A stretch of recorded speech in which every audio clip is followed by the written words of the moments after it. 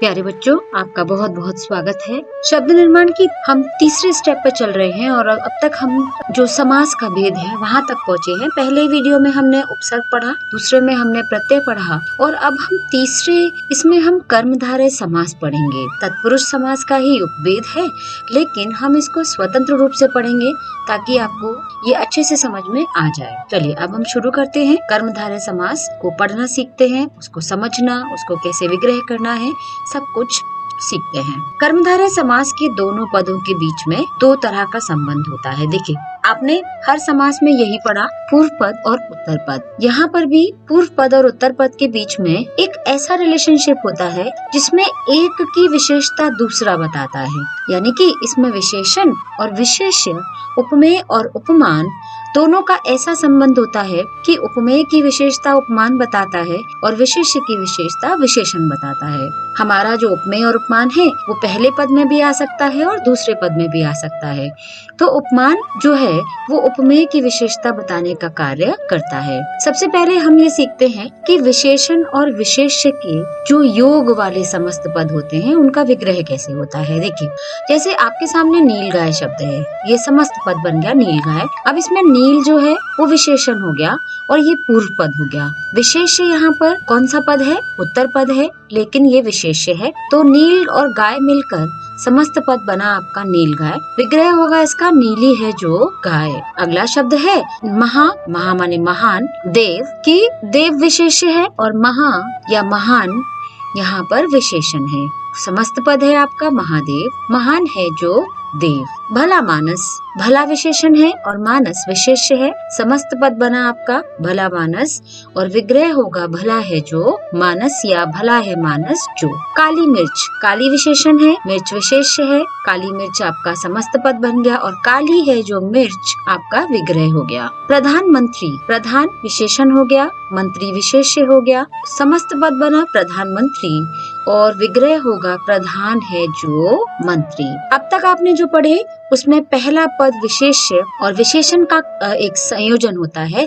उसमें अब हम पढ़ेंगे कि उपमेय और उपमान का संबंध बताने वाले वो उदाहरण जिसमें आपका कर्मधारय समास बनता है, यानी कि पूर्व पद के स्थान पर कभी उपमेय आ जाता है तो कभी उपमान आ जाता है। उपमेय और उपमान। भुज दंड, भुज उपमेय हो गया, यानी कि भुजाओं की जो तुलना की गई है, जो भुजाओं की जो विशेषता बताई गई है वो दंड में बताई गई है। और दंड हमारा यानी कि डंडा, वो उपमान हो गया कि भुजा दंड के समान भुजाएं हैं जो, यानी कि डंडे के समान जैसे डंडा मजबूत होता है ऐसे ही भुजाओं में ताकत है। और समस्त पद बना आपका भुजदंड। विग्रह होगा दंड के समान भुजाएं हैं जो। कर कमल, कर यहाँ पर पहला उपमेय हो गया और दूसरा जो उत्तर पद है हमारा वो उपमान है। तो कर यानी कि हाथ, और किसके समान है वो? कमल के समान, मुलायम है, कोमल है। समस्त पद बना कर कमल और विग्रह होगा कमल के समान कर, यानी कि कमल के समान हाथ। देह लता, देह रूपी लता, देह हमारा उपमेय हो गया और लता उपमान हो गया। देह लता समस्त पद बन गया और देह रूपी लता आपका विग्रह हो गया। देखिए, विशेषण और विशेष्य में विशेष्य उत्तर पद हुआ करता था और यहाँ पर आपका विशेष्य पूर्व पद है, यानी कि जो क्रम है उपमान और उपमेय का, विशेषण और विशेष्य का, वो बदल सकता है। उसमें कोई ऐसा भेद नहीं है कि यहाँ उपमान का प्रयोग पहले किया गया है। देखिए, अभी इससे पहले हमने जो देखा था उसमें उपमेय पहले था और उपमान बाद में था। अब जो आप देख रहे हैं उसमें उपमान पहले है और उपमेय बाद में है। मृग नयन, नयन उपमेय हो गए और नयन के किसके समान है? नयन मृग के समान। तो मृग नयन आपका समस्त पद हो गया। विग्रह होगा मृग के समान नयन। कनक लता, कनक उपमान हो गया सोना और लता बेल, यानी कि सोने की बेल। समस्त पद है कनक लता। इसको हम विग्रह कई तरह से कर सकते हैं। कनक के समान लता, कनक रूपी लता और कनक के समान लता है जो। हम तीनों तरह से इसका जो विग्रह है वो कर सकते हैं। घन श्याम, घन उपमान हो गया बादल और श्याम कृष्ण, यानी कि कृष्ण किसके समान है? घन के समान है। तो घन के समान श्याम या घन रूपी श्याम। कृष्ण का जो रंग है वो बादलों के गहरे रंग से, जो वर्षा वाले बादल होते हैं उनसे मैच करता है, इसीलिए कृष्ण को घनश्याम भी कहते हैं। अब मैं आपको बताऊंगी कि कर्मधारय समास के विग्रह में हम तीन तरह के शब्दों का प्रयोग करते हैं। के समान, रूपी और के समान है जो।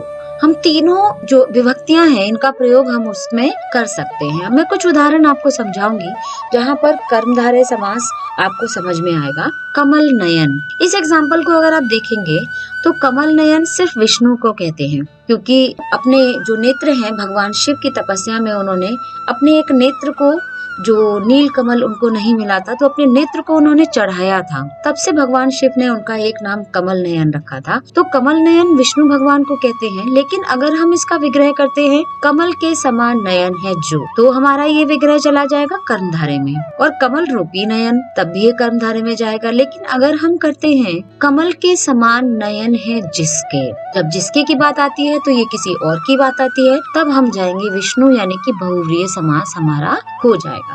विद्याधन, विद्या रूपी धन। पीतांबर, पीत है जो अंबर, पीत पीला और अंबर माने वस्त्र, तो अंबर यहाँ उपमेय हो गया और पीत यहाँ पर उपमान हो गया, विशेषण हो गया। अंबर यहाँ विशेष्य हो गया।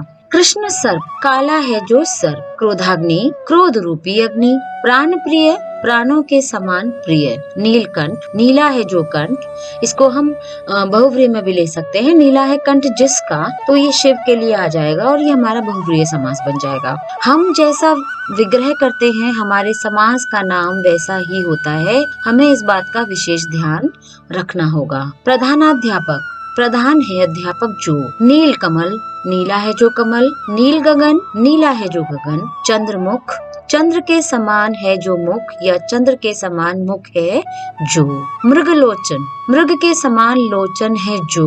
और अगर हम करते हैं मृगनयनी, तो मृगनयनी में हर एक के जो नयन है वो मृग के समान नहीं होते, मृग के समान नयनों वाली, तब हमारा समास बनता बहुव्रीहि। ग्रंथ रत्न, ग्रंथ रूपी रत्न। इस तरह से हमने कर्मधारय समास के उदाहरण देखे। आप इसमें याद रखने वाली चीज है, आपके समान रूपी और के समान है जो, ऐसे विभक्ति होती है वो उनका आप प्रयोग कर सकते हैं इसमें जोड़ने के लिए, विग्रह करने के लिए। और आपको ये ध्यान रखना होगा, इसमें दोनों पद एक दूसरे की विशेषता बताते हैं, यानी कि एक पद दूसरे की विशेषता बताता है और इसमें विशेषण और विशेष्य का उपमेय और उपमान का संबंध होता है। तो इस तरह से आप इस वीडियो में आपने पढ़ा कि कर्मधारय समास को हम कैसे पहचानते हैं। आपको ये तत्पुरुष समास का ही उपभेद है। उम्मीद है आपको कर्मधारय समास ठीक से समझ में आया होगा। अगर आपको थोड़ा बहुत भी वीडियो पसंद आया, मेरी मेहनत पसंद आई, तो प्लीज लाइक, शेयर और सब्सक्राइब।